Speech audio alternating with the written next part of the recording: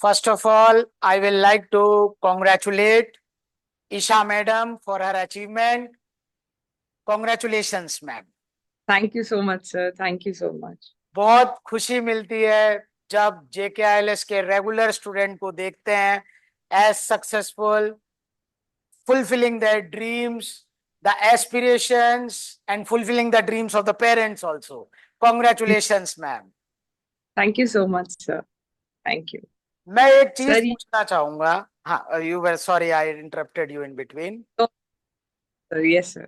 I'm listening. मैं ये पूछना चाहूंगा, tell me something about your journey, preparation, everything ma'am.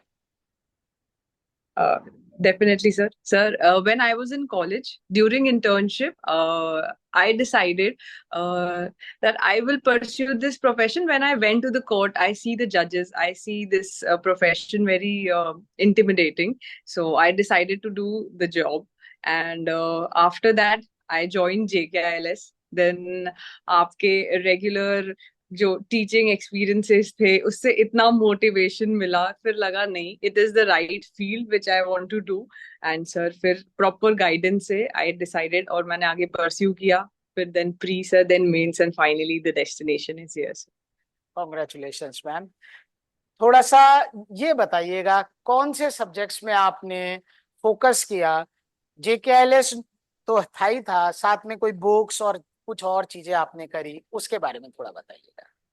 Sir what I believe is majorly for pre, मेरा major focus sir यही था कि प्रैक्टिस करनी है. जितने ज्यादा क्वेश्चंस आप प्रैक्टिस करोगे आपकी चीजें याद रहेगी. बार बार आप सेम चीजें पढ़ोगे, दैट इज गुड, वो होगा, बट जितनी प्रैक्टिस करोगे वो लॉन्ग टर्म मेमोरी में रहते हैं. जो मैंने अपने एक्सपीरियंस से लर्न किया, तो वही चीज मैंने उसमें ध्यान रखी. एंड वही मैंने मेंस में भी अप्लाई किया कि फॉर प्री मैंने बहुत सारे क्वेश्चन, सफिशिएंट क्वेश्चंस, अलग अलग पब्लिकेशंस है, सिंगल्स पब्लिकेशन है और दूसरे, और आपके सर कोचिंग में रेगुलर टेस्ट होते हैं, वो मैंडेटरी ही देने चाहिए. मैं ऐसा फील करती हूँ कि आप टच में जितना टेस्ट के रहोगे उतना सही रहता है. फिर आफ्टर दैट सर मेंस में व्हाट आई बिलीव कि ऐसा जरूरी नहीं है कि रिविजन 10 रिविजन जरूरी है. जो भी करो best revision. Sir I adopted your Mantra sir, 3 best revision rules की फर्स्ट टाइम ले लो बट अच्छे से रिविजन होना चाहिए. फिर उसके बाद एक क्विक, एंड लास्ट में फाइनल एक क्विक रिविजन जो आपका फाइनल टचअप होता है. सर आई बिलीव कि ये स्ट्रैटेजी विल वर्क. और फाइनली इसमें sir course it work ma'am, it work and it work wonderfully. मैं ये पूछना चाहूंगा क्योंकि बहुत से फर्स्ट टाइमर्स हैं, उनको आप क्या टिप देना चाहोगे? What tip sir, you? It was my second attempt.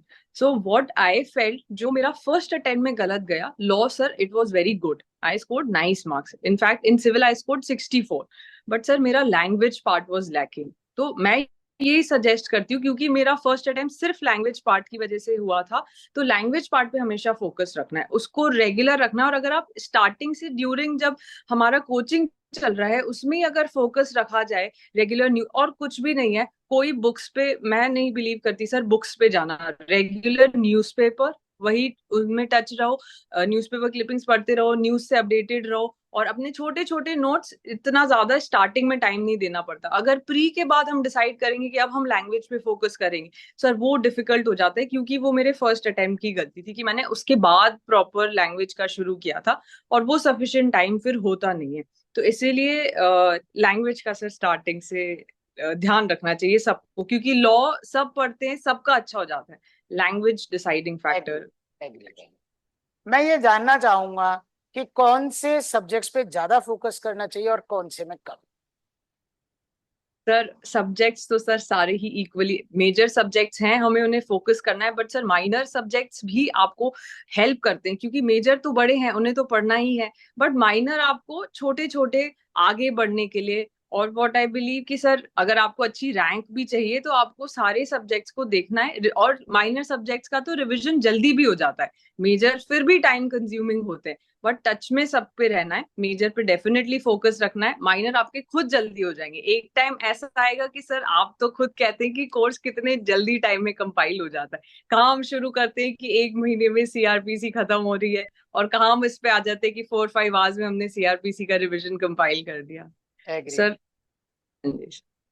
मैं एक लास्ट क्वेश्चन आपसे पूछना चाहूंगा, व्हाट एडवाइस एंड टिप्स और shortcuts you will like to tell your younger brothers and sisters कि उनकी जुडिशियल जर्नी फर्स्ट अटेम्प्ट में क्लियर हो या बहुत जल्दी वो सक्सेस अचीव कर पाए? Any tips, strategies? सर, एक चीज मैं जरूर कहना चाहूंगी कि हार्डवर्क का कोई शॉर्टकट नहीं है। हार्डवर्क से आप पीछे नहीं हट सकते। एंड सेकेंडली, जो आरजेएस में सबसे ज्यादा इंपॉर्टेंट है वो कंसिस्टेंसी है। आपको तीन चीजें जो मैंने अडॉप्ट करी अपने फर्स्ट, उसके बाद जो मैंने एक्सपीरियंस किया, वो तीन चीजें यही थी। पहला पेशेंस, दूसरा परवरेंस, और तीसरा डेडिकेशन। इन तीनों को अडॉप्ट करके आप लंबे टाइम तक सक्सेसफुल हो सकते हैं सर। व्हाट आई बिलीव, यही मेरा सर एडवाइस। आपने ये दिवाली के दिन इतना हमारे लिए समय निकाला, I am very grateful to you.